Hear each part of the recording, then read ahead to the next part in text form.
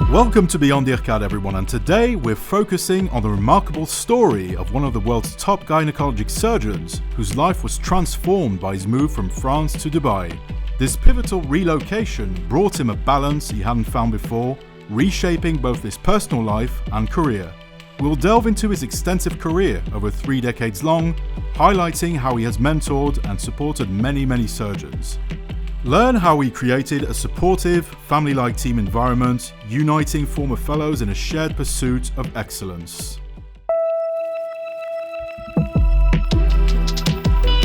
Beyond IRCAD. Surgical Journeys. Hello everyone and welcome to Beyond IRCAD. Welcome to the show with a brand new guest in the studio with us today. He's one of the best gynecologic surgeons in the world, a French national currently living in Dubai with a very unique journey. Professor Arnaud Wattiez, thank you for being with us today and welcome. My pleasure. Thank you for inviting me. It's a great pleasure. Yeah. We're very happy to have you on the show. You've been coming to IRCAD for a very long time, over 3 decades, I think. Yeah. And you are a mentor to many people. But before we talk about this, I'd like to ask you about Dubai. How's life in Dubai? It's very nice. The best proof is I went there for 2 years since now 9 years. Okay. So if I stay there, it's probably because I find my balance. They used to say Dubai is a vibrant city, and this is really true. I mean, this is really... every day is different. Every new things happen. Obviously new buildings every day, but also new ideas, new energy. It's very energetic city. Okay. And what made you make that decision originally to leave Europe and to move to Dubai? Originally, I've been asked by the government of Dubai. The story is nice because I was invited for a congress there for the Middle East Society meeting. Okay. And I was the keynote lecturer. I was the keynote lecturer, and I don't remember exactly what I talk about, but it was more philosophical than really typical or specifically technical in surgery. So, and it was the opening ceremony of the congress. The guest there was the Director General of Health. In Dubai, and after my talk he came to me and said, I like what you said and I would like to talk to you. And so I said, yes, of course. And then we discussed, and he asked me, I remember that the idea was that Dubai at that time was opening the governmental hospital to insurance, private insurance. Yes. And then they just realized that mainly their women and children hospital was not at the level to get this flux of patient coming. So he asked me if I can help to improve the situation. And at that time I was in Strasbourg. I was a professor in the department of gynecology here. And I could take 2 years sabbatical. I said, why not? Yes.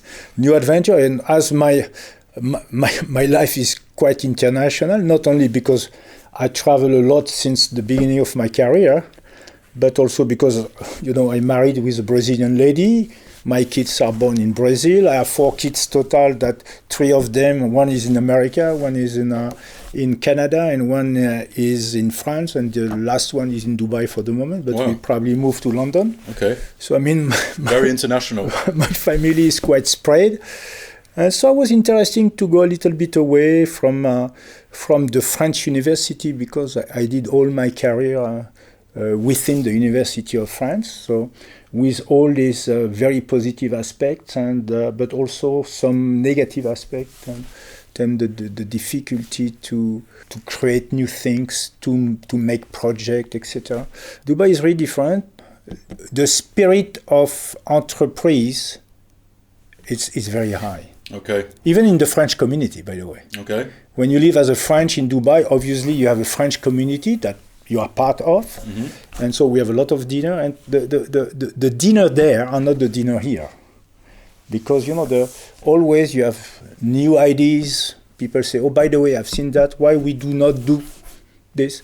This spirit of always trying to do something is there. Entrepreneurship is very high. What is interesting also in Dubai is that everyone is without roots. Mm-hmm. And so when you are in Dubai, the first thing you try to do is to find new friends. So you are very open. Yeah. And being open make that you meet a lot of different people from different horizons. So, in France, 90% of my friends are in the medical field. In Dubai, I am the only one. So you meet with people that do perfume, people that sell cacahuètes, sell peanuts. I have friends that manage boats, etc. So that's incredible. It's the diversity of the people that makes you, looking at your life a little bit different. So before I was really focused on what I was doing,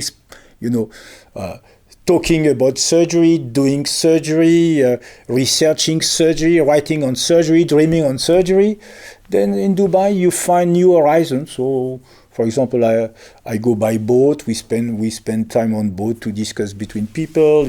I play paddle. Mm-hmm. I never played nothing before, so I play paddle, etc., etc. So I think it's the balance between professional life and personal life is better there. That's what you were saying before.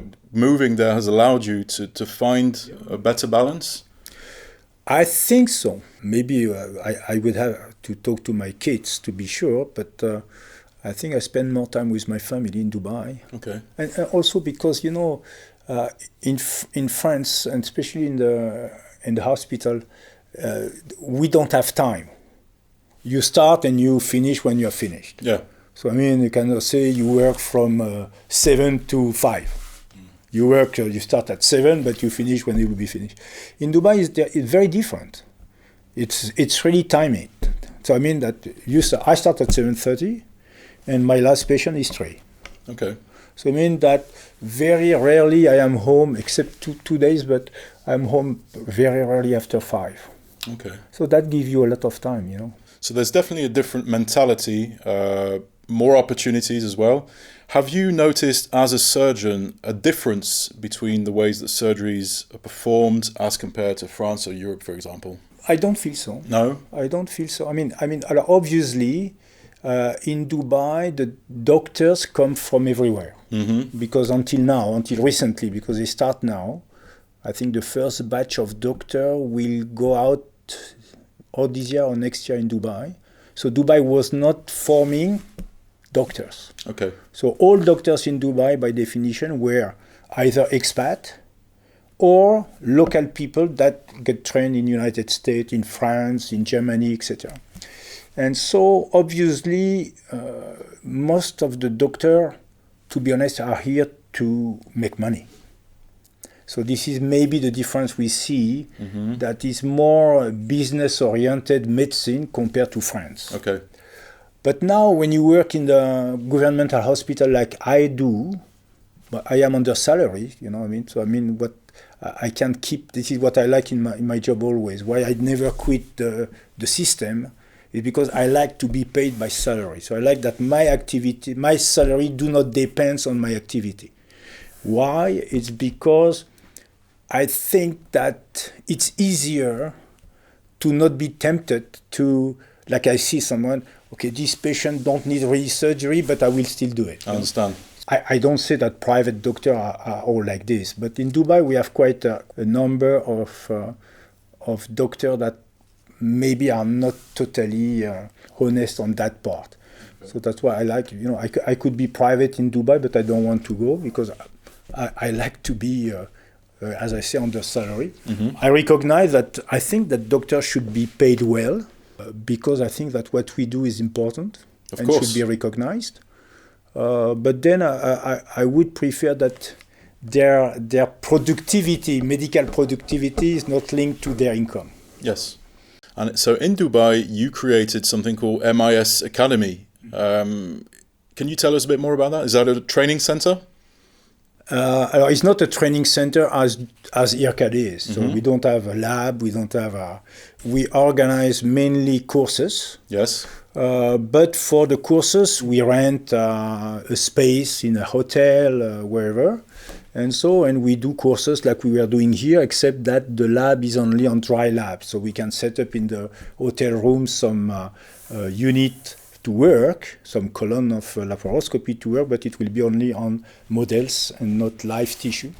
The story is nice because when I came in Dubai, rapidly, in my opinion, was the proper place to create an IRCAD. And so I went to see Jacques Marisco, and Jacques Marisco was a little bit hesitant for reasons which we'll not discuss today. And so I say, Jacques, I really feel that this is a good idea. So I will do something. And then when you change your mind, we will call that IRCAD. Okay. It was the idea behind. Okay. Well, he didn't change his mind. So now this is Miss Academy. And then, I broaden a little bit the thing because we organize also some congresses. And mainly we organize Endo Dubai every February, which is reached now, the last one, 1,200 participants. So it's quite a busy and successful event. And I try to not be a classical congress. What we want to create pathways that benefit to everyone. So to the community, to the professional, to the economy, and to the environment. So this is what we want to do. And the first thing that should be sustainable is the surgery we do. Yeah. Because one of my fear is when I look what we do with all the pressure that now is on the shoulder of the young doctors, I'm not sure that they will do what we are doing. Not by incompetence or not capacity, but because the pressure is too high. And especially we gynecologists, when, my specialty or subspecialty is endometriosis. So when you do endometriosis, it's in the pelvis, but it touches a lot of organs which are not in the field of the normal competence of a gynecologist. And this is always this discussion between should we do a multidisciplinary team or should we have an endometriosis surgeon that can address the gynae problem, the bowel problem, the urologic problem, etc. So my way of thinking is more on that way. So I think that if we want to give benefit to those patients, endometriosis patients, they should have a doctor, like a cancer patient as an oncologic. We have gynae oncologist. Yes. So I think we should have an endometriosis surgeon. And we have data. We don't have data in endometriosis, but we have data in oncology, where the life expectancy and the disease-free survival is much better on patients that are treated by gynae-oncologists than that person that are treated by standard gynecologists. And so it should be the same in endometriosis. I mean, yeah, it makes sense. We don't talk about survival, but quality of life, less recurrence, less complication, etc. Yeah, of course. To come back to Miss Academy, my way was to create a structure where we can teach people to become expert in subspecial pathology. You were just saying that you think that the younger generation today is under a lot of pressure as compared to the former generation. Why do you think that is? But I think for two reasons. The first reason is the society have changed. Yeah. And so I mean that I've been raised on the umbrella that doctor should intend to treat patient. So it means that they have no obligation of results, but now it's not accepted anymore. You have a kind of obligation of result, and if you do not have result, people blame you. So this is the first pressure. And then the next pressure is, in fact, in the recent past, it was the medical legal pressure.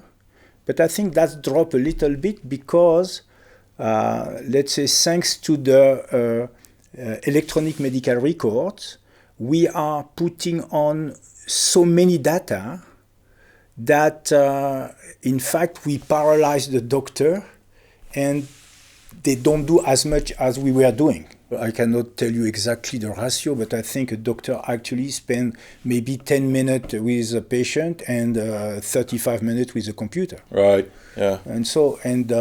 Interestingly, I was discussing with Jacques Marisco yesterday about the artificial intelligence. And it was amazed that, in fact, when the people say, okay, the intelligence artificial will be better than the doctor for diagnosis. But, for the empathy, of course, the doctor will be much better. But it's not true.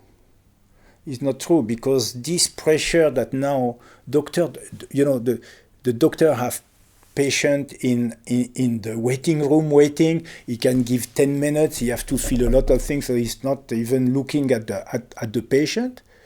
But the patient with the intelligent artificial can ask questions for hours. And turn the question 10 times. Yeah. And if not happy with the answer, to change the order of the words to try to get another approach. So I think that all this makes that, just to tell you, I have 4 kids. None of my 4 is a doctor. And I'm glad. Okay. I am glad on that. Because I really feel that this is a difficult job. Yeah. Because people have to understand that I am a little bit privilege, because I'm a senior, because I have my reputation, I am the head of department, I'm recognized by everyone, so I never open a computer. I have my young people that do it for me, so that makes me to be on the best position, so I can do really what I like to do. I can talk to my patient, I can examine my patient, I can teach the young people, I can operate, I can let them operate, I can, Yeah. But I'm not sure that if I had to do all what they do, it's a lot of pressure, So I think you have to be very passionate about this job. Unless you're passionate, you probably shouldn't choose to do that. But we should not kill your patient. Yeah. I heard in discussion that young people are not as passionate that we were, and it's not true. It's not true, because I'm surrounded by so good and passionate young people that I know it's not true. But honestly, in my opinion, it's much more difficult for young people now than it has been for us. Okay. This is really what I'm convinced on. You've been coming here for a very long time, and it's true that when you come to the courses, you're very consistent, because there are many gynecologic surgery courses every year, and we always see some of your former fellows around you now teaching by your side. And so all these former fellows, they talk about you with great respect and with great praise. How does it feel to know that you're passing on to the next generation, and that they are now by your side, a bit like a family? How do you feel about that? This is the special relationship between mentor and mentee at the level of the fellow. I think when you become a fellow, you finish your residency and you have to make choice. And those young people sacrifice a lot to come for fellowship. Most of my fellows are foreigners. And then they come from Chile, from Brazil, from Australia, from United States, etc. So they have to get 2 years of their time when they finish their study to do 2 years more. They are young, but they are in the 30s, early 30s. And then it's time also to make a family, to think about also different things. And they sacrifice another 2 years. And they have the problem of all the young. They have the problem of the people that are out of their country. They have financial issues. They have doubts. They have a lot of things. And also, as they meet other people, they have fun period, they etc. So it makes that the intensity of the relationship, it's very important. Yeah. And I think when we do surgery, we address a lot of things that are part of the intimity, are part of the very important side of the life, being a mother, etc. So we address such issues that are very intense. And so that means that we are very, very close to our patient. So it means that I know that my success, for example, is not mine only. It's because as I got these young people that follow me to be teach, that gives me, that was broaden my capacity of following the patient. Yeah. And these 12 fellows from there, I keep them around me. So it means that any patient that comes in Dubai, in my department, has a number of a doctor who knows her file, and she can call 24/7. Okay. And that makes a huge difference. Mm. That makes we spend a lot of time together. And so then it comes that this relation, overpass the medical fields. I understand. So I would say it's not like a father-son or daughter relationship, but, amazingly, all my fellows, when something important, and still today, happen in their life, they call me. Wow. And ask, what do you think? It's a close bond. No, and plus, I must say still that I take care of my fellow. Yeah. I take really care of my fellow. I make sure that they can, for example, my fellow in Dubai, 3 of my fellow in Dubai are here for the course in Strasbourg. I take them. That's great. And so I make them traveling. We go, they meet new people. And so it makes that, it makes that relation is a bit special. So, yeah. Do you see yourself as a mentor? I think yes. Yeah. I think yes. I see I don't know what we include in mentor, because you can be a good teacher in your specialty, and in my opinion, you are not for that a mentor. Yeah. But we have done a lot, and especially with the IRCAD, we have done a lot. All those movies we have put online, etc. Sometimes I travel. I arrive. The other day I was in Uzbekistan. And for a congress, and a young guy come to me and say, "Prof, I would like to say thank you for all you have done for me." I didn't know this guy, and say, "Why you say that?" He said, "Because I look all your video, all your explanation, and that changed my profession." That's amazing. And so I think that it's not only one line or personal thing; it's all what we have done. All these, and the fellow were very involved, by the way, in all this production we have done in IRCAD website, and also now in Miss Academy. I mean, they work a lot, and they give a lot of their energy, their knowledge, their passion, etc. So I think, to be honest, one of the best things I ever did is to get fellows. Yeah. It's very important to be well surrounded. I think that's especially in our job. Yeah. Yeah, absolutely. I'd like to go back in time a bit now and talk about your beginnings. Do you remember how you first became interested in the medical field and surgery? Was there something or someone maybe around you that first sparked your interest? I can tell you my story rapidly if you want, because I was student in Paris, and I didn't want to be a specialist. Okay. I wanted to be a GP, and I wanted to be in GP in the Alps, just above the French side of the Geneva Lake or Léman Lake. And I was looking myself with a 4-wheel drive car with my dog and running from farm to treat people at home. This is what... Very different from Dubai then. Yeah, it was my... No, but it was really, honestly, it was my dream. Yeah. And then I was doing my study in Paris, and my friends that were all working, preparing the internat at this time, the residency, which was different at that time and very competitive. And I was realizing, those guys that prepare the residency have further conferences, courses, etc. that I don't have, so they will be much better than I am. Mm-hmm. And so why I do? Okay, let's do those conferences and we'll see. So I did all the conferences, etc. So I arrived at the time of the exam, and all my friends say, "Arnaud, you have to pass the exam. With all that you have done, pass the exam." Etc. I passed the exam, and I got it. So then I had to make a decision what I do. So I decided, okay, I will go. And then I go, and let's say, to make the story short, that brings me to Clermont-Ferrand. Mm-hmm.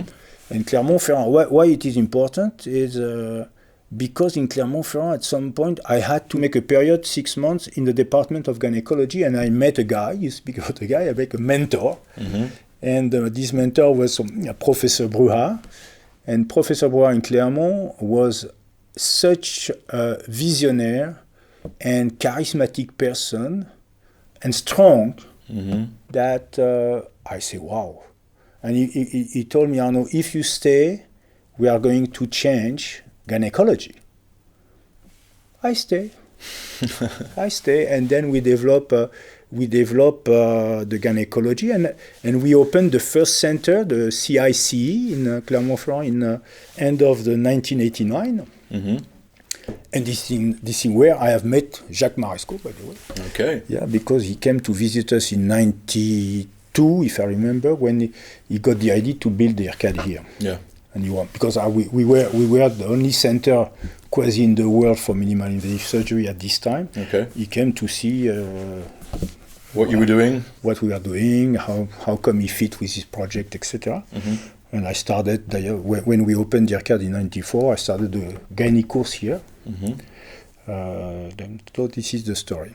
And also thanks to Professor Bruat, that was a very scientific person. He was wanting always that we evaluate all what we do, what we did. And so we were looking at all our cases, etc. And so we published a lot of paper. And so during a large period of time for gynecology, the center in Clermont-Ferrand was the Mecca in the world, and everyone was coming to visit us and to look and to observe what we were doing. And in 1989, we did the first World Congress of Gynae Endoscopy in Clermont-Ferrand. Amazing. Yeah. You were talking about Professor Bruat. You almost had stars in your eyes, mm-hmm. like he was your mentor. Mm-hmm. How important is it when you're a young surgeon to have somebody to look up to? The importance is not to have someone you look at; is to have someone that look at you. All right. Okay. And so Bruat. And I always show in my lecture, I have a picture of Bruat. We were in San Francisco, we were on the shore. He was sitting in a small chair, listen to me.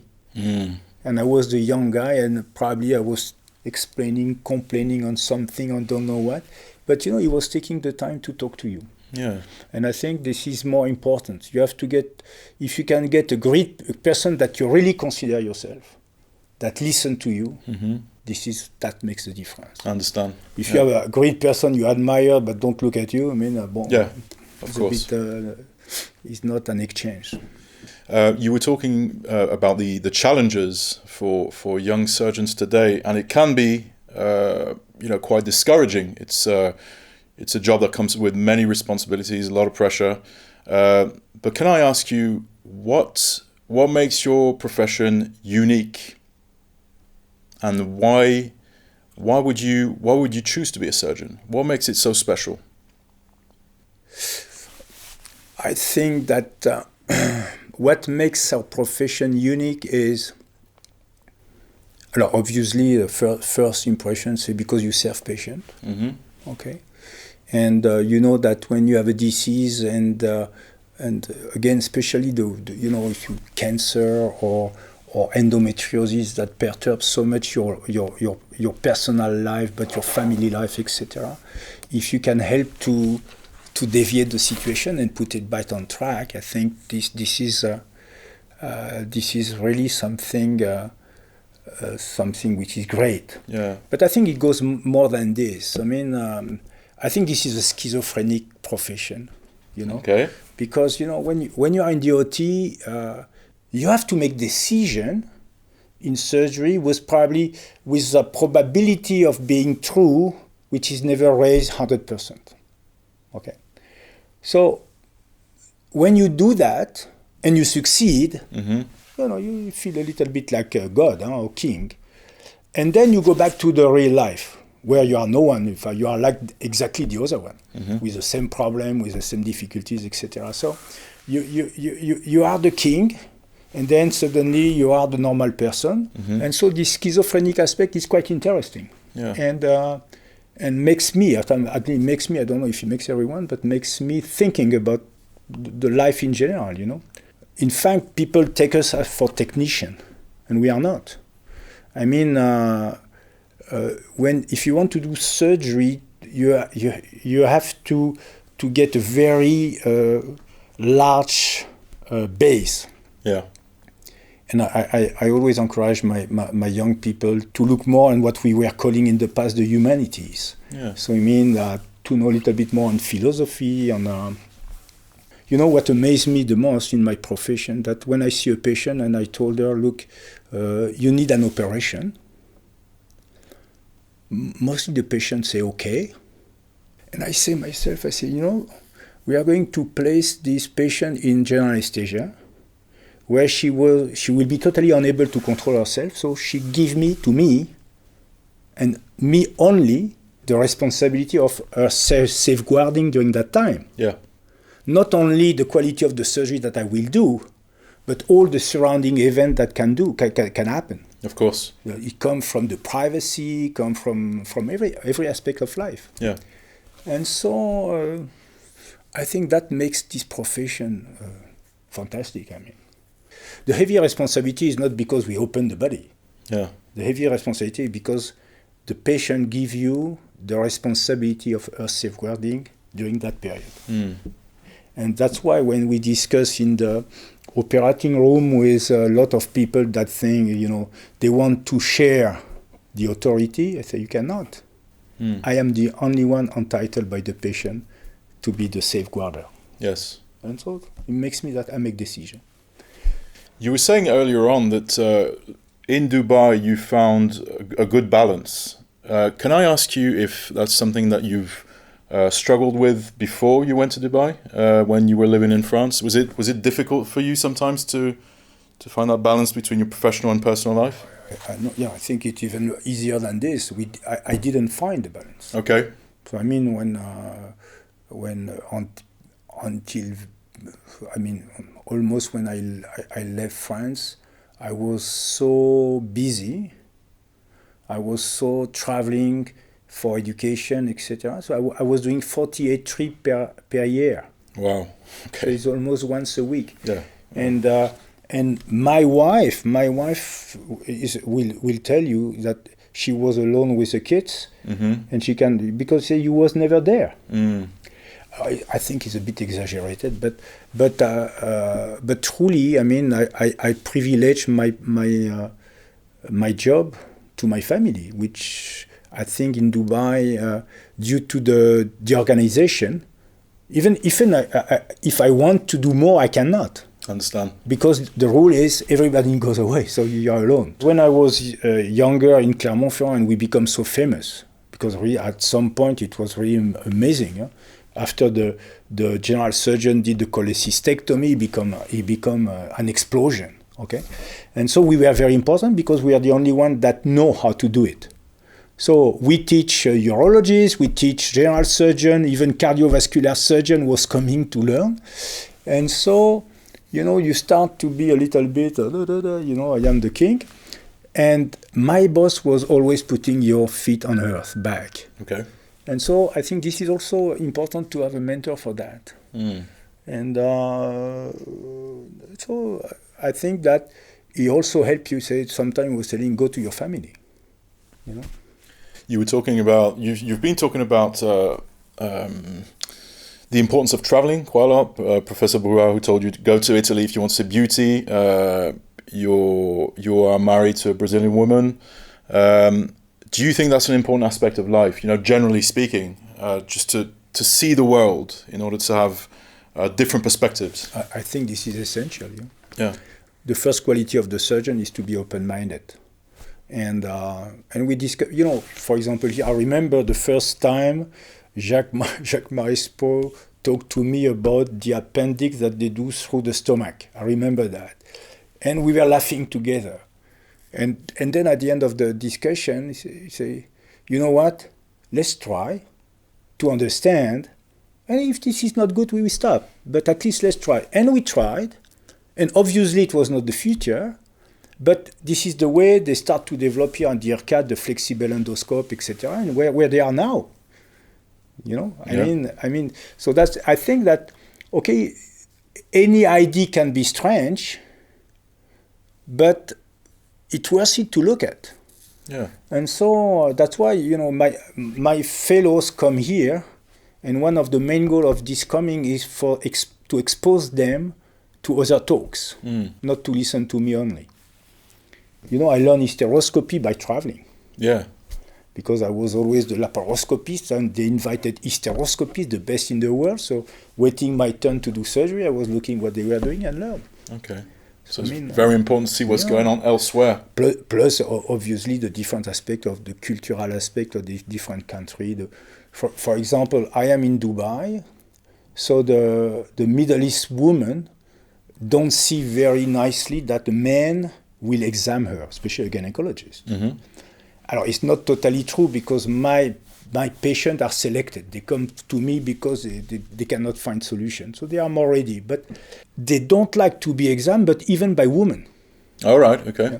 So this is their body integrity. It's quite high.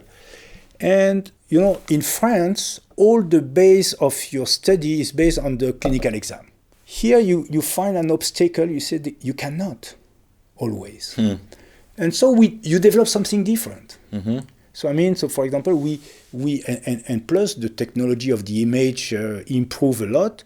And so now I reached the point that finally the clinical exam is not that important always, but to make the decision to operate them is maybe not that important. I always say laparoscopy is an optical situation. You use all your sense. Your vision, your tactile feedback, your knowledge, etc., and you make decisions. Yeah. But I think, seeing a patient is the same. And you have to adapt yourself. So I think it's very interesting to meet different culture, because it makes your mind more elastic, Yeah, absolutely. Yeah, so I think it's important. What would you say to any young surgeon, who is considering moving to Dubai, but quite hesitant? What would you say to him? I will tell him it's quite crowded. So this is, I have a lot of demand. Really, I think single week I have someone that called me, I would like to come to Dubai. So Dubai is very attractive. Yeah, it's a very popular destination, of course. For the moment. I think it's quite crowded, so it's not easy. First thing I would say is not easy. You have two situations. Either they call you, like happened to me, or you want to go. So I think actually it's a bit difficult. But not impossible, but difficult. I would say if they want to try. Mm-hmm. I think the medical licensing is quite easy, because for the same reason, they don't have to protect their doctor, they don't have doctor. Mm-hmm. So they open the door for other doctors, so you can license your French, it's very easy to be licensed there. And then try. Okay. And finally, and I think this will be my last question here today, if you could be here in this room with a young Arnaud Wattiez, just starting out as a student, 20 years old, what would you say to him? I would say, I don't know if this is the same question to say if I regret what I have done. More or less. I have no regrets, so I will go ahead. Yeah. I tell you, when I was a young resident, one of my peer tell me something that is still in my mind, and maybe drive a lot my career amazingly. It was a French word game, so it doesn't work in English. Okay. But I will tell you in both. He told me in French, he said, Arnaud, le plus dur, c'est de durer. So in English, you are better English speaker than me. The most difficult part is to last, but there is wordplay in French. Yeah, there is wordplay. So le plus dur, c'est de durer means that the most difficult is to last in time. Yeah. And I think that this is really true. It's very easy to be enthusiastic for 6 months. It's difficult to be enthusiastic for 30 years. Right. And so I think that my enthusiasm is still the same. So I am quite old now. People ask me why you are not retired. I say because I love what I do. I have a lot of projects, Yeah. And so if I see the young Arnaud, I say you do well, perform, and continue. Okay. And last. Yeah, I think that's the most important part. Yeah.